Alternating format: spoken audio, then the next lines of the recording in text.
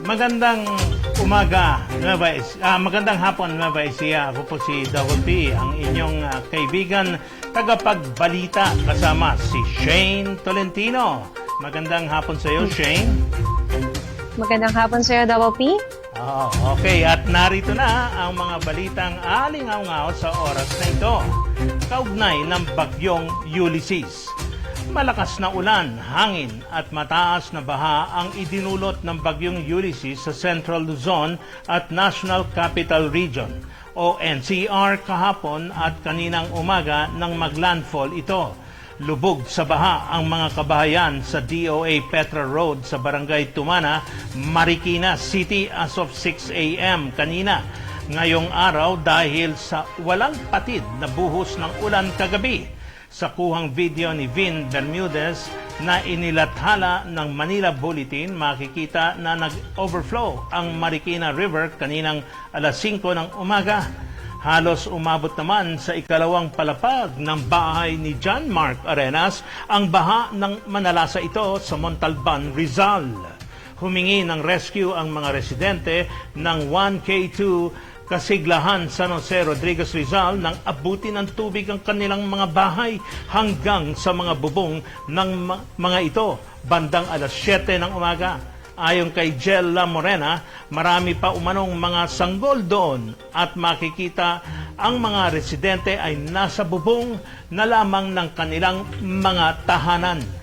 Sa lalawigan naman ng ating Nueva Ecija, 8 a.m. ay hindi na madaanan ang Bungabon-Palayan City Road matapos mag-overflow ang tubig sa kalsada buhat sa Bangkeruhan Bridge. Naglabas ng advisory ang MDRRMO Bungabon na hindi na ito maaaring daanan ng mga sasakyan dahil na rin sa nasirang Labi Bridge, gayon na rin ang malakas na pagragasa ng tubig sa Sapang Labi, Bungabon, Nueva Ecija. Nasira naman ang kabahayan ng mga katutubong dumagat sa Dupinga River, Gabaldon dahil sa lakas ng hangin at pag-ulang bunsod ng bagyong Ulysses. At umapaw rin ang tubig sa Coronel River na nagpabaha sa Barangay Ligaya, Gabaldon na nagpalubog sa ilang mga tahanan doon. Grabe, no, Shane? At sanhin ito, Double P, ang lakas. Double P, no? Talagang grabe na rin talaga itong Double P, itong Coronel River dahil nag-umapaw ito. Pero sanhi ng lakas ng hangin na dulot ng bagyong Ulysses, maraming mga gusali ang nasira sa iba't ibang lugar sa Nueva Ecija. Sa mga kuha naman na pictures ng ating mga netizens na ipinadala sa Nueva Ecija TV48, makikita ang mga pinsala una muna sa Cabanatuan City at makikita ninyo itong mga pictures na ipinadala ng ating mga netizens, no? At marami talagang pinsalang naidulot, Shane, itong pictures na ito, no? At talagang at ito, Double P, yung parang, yung public market ng Cabanatuan City. Yes, public market yan, ng Cabanatuan City. Tapos makikita mo rin dyan, ang Mabini home site ay talagang lubog din. Nagbagsakan ng mga puno dyan, Double P, grabe. Grabe rin dyan sa Mabini home site.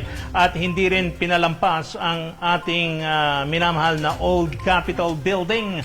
Mga kaibigan, dito sa ating provincial government, mga puno, Shane, talagang gabi pa lang Habang gabi pa lang talaga, Double P, mararamdaman mo na talaga yung hampas, ang lakas ng hangin at mga nagsipagbagsakan po talaga yung mga puno sa harapan din ng mismong studio natin. At sa paglabas, Double P, pagtuntong mo doon sa may Old Capitol Compound, Double P, doon po talaga, Double P, marami na nagbagsakan talaga na puno. Habang nagbo-broadcast si Governor Oy, ayan po ang pinsala, no, ng mga punong at kailangan i-clear bago na buong gabi si Governor Oy na nagbo-broadcast at sinasamahan o magdamag na talagang sinamahan ang mga kababayan natin mga kaibigan, no? So yan, sa Capitol po yan.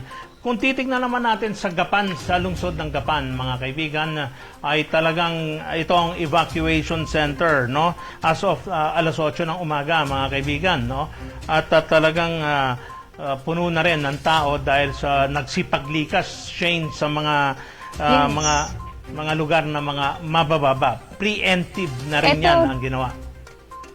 Yes, Double P. Itong Double P sa evacuation center na yan ay doon sa gymnasium mismo ng Gapan City, kung saan ang mga ilan po rito na inilikas dito ay yung mga naninirahan po sa ilalim ng tulay po ng Gapan. Sila po ang ilan po sa mga evacuees po natin dyan dito sa evacuation center sa Gapan City.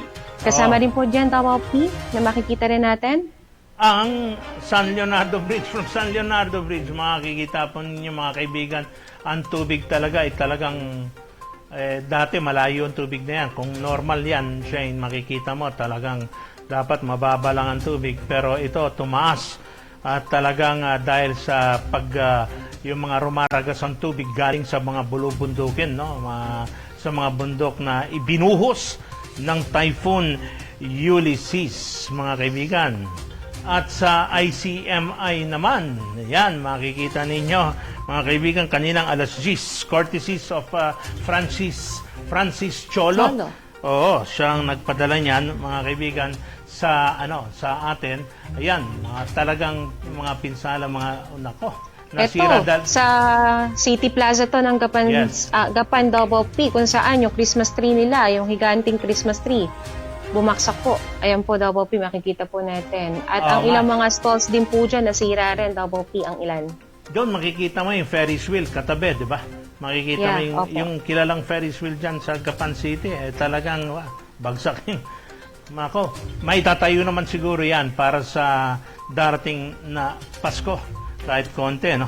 May ligaya naman lang na maipaabot. Anyway, mga kaibigan, samantala, sa lagay naman ng ating panahon, bahagyang bumilis ang galaw ni Bagyong Ulysses habang patuloy na gumagalaw palayo ng bansa ayon sa 2 p.m. update ng Pag-asa.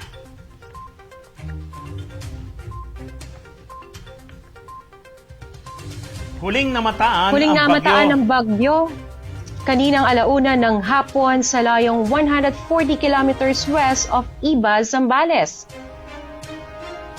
At may lakas na hangin si Typhoon Ulysses na umaabot sa 130 kilometers per hour at pagbugso na nasa 160 kilometers per hour. Nasa 35 kilometers per hour naman ang galaw nito pakanluran at inaasahan na magbas na ng Philippine Area of Responsibility bukas ng umaga. Signal number 2, the western portion naman of Pangasinan, Zambales, Bataan, Tarlac, Pampanga, the southwestern portion of Bulacan, Metro Manila, Cavite, the southwestern portion of Batangas, and northwest portion of Occidental Mindoro, including Lubang Island.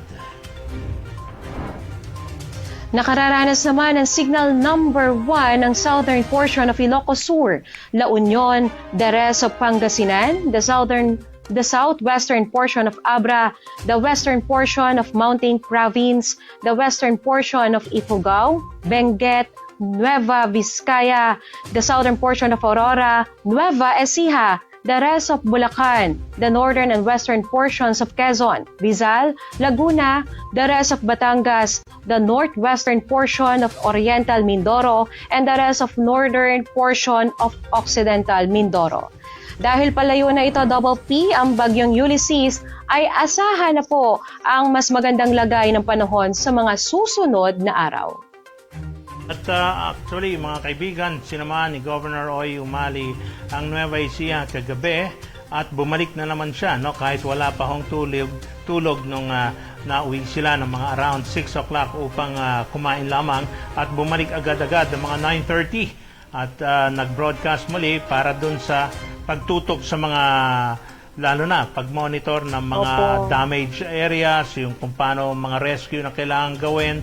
At mukhang posible, babalik siya para naman. Yes, Oo, Double P. ibigay Opo, ang para assistance. samahan po muli, Double P, ang ating mga kababayang Novo Ecijano dahil marami po, Double P, ang nagtatanong kung kailan nga po ba magkakaroon ng kuryente sa kanilang mga lugar. So yun po ang isa sa magiging topic din po mamaya ng ating Governor Oy Umali sa kanyang pagbabalik po dito sa TV48. Live po ito with DWNE, Double P. Yes, dahil sa mga nagtumbahang poste, pinamonitor at pinacheck lahat ni Governor at ang mga reports galing sa mga ibang electric cooperatives no tungkol po dito sa mga Shane, sa kuryente nga, tama yon kasi yun ang hinahanap talaga una ng ating mga kababayan ay magkaroon agad-agad no at may restore ang electricity. Sa inyo ba sa San Isidro meron ba?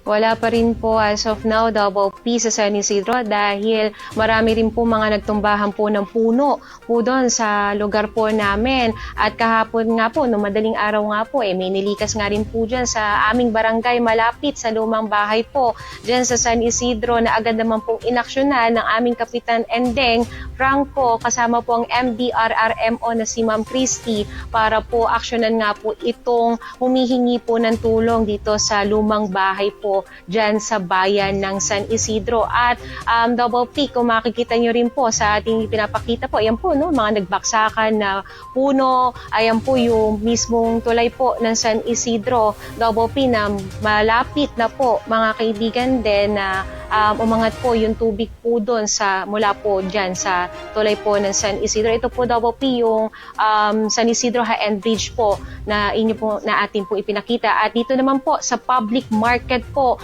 ng San Isidro ay may kaunti pong damage po dahil po dun sa nakatayo po na parang tiyanggi po yan. Kung di po ako nagkakamali, nung pagka po ako yung namamalengke po dyan sa aming pamilyang bayan po ng San Isidro, ay meron pong nakatayo po dyan na tent po. Ayan po, nakita po natin na inangat po dahil nga po sa sobrang lakas daw po talaga Double P ng hangin. At maging nga po dun sa amin, inangat po yung yero. Kaya po ngayon ay talagang yung mga tao po natin dyan, mga Isidorians po natin dyan, ay ngayon po ay naglilinis po ng kanilang mga bakuran, Double P.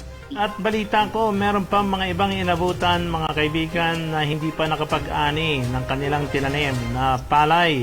Naku po, at sana marami rin po nagdadasal na sana nung bago dumating ang bagyo na hindi po talaga sana maging matindi ang pagtama sa ating mahal na lalawigan.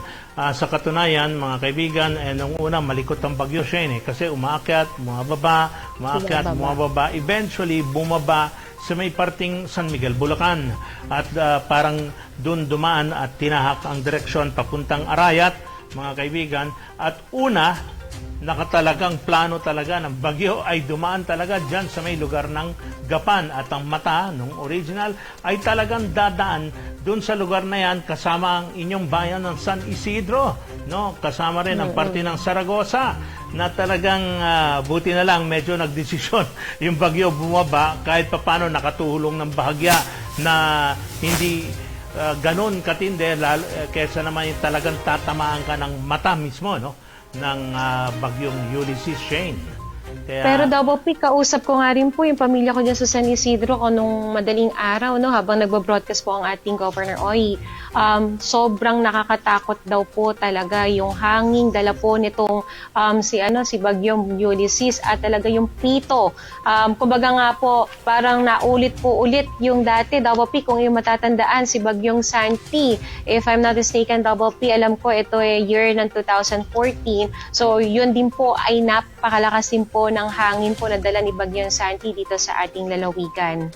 Ayun, na talagang maraming puno ang nagbagsakan at yung mga kable ng kuryente ay nagsipaghambalang sa daan, kaya po yung ilan po doon ay panandali ang hindi madaanan ang mga national highway po natin before, Double P. Ayun. So, alam mo, mas maganda, mga kaibigan, tumutok po kayo sa TV48, at sa DWNE rin para malaman ninyo ang latest restoration ng kuryente.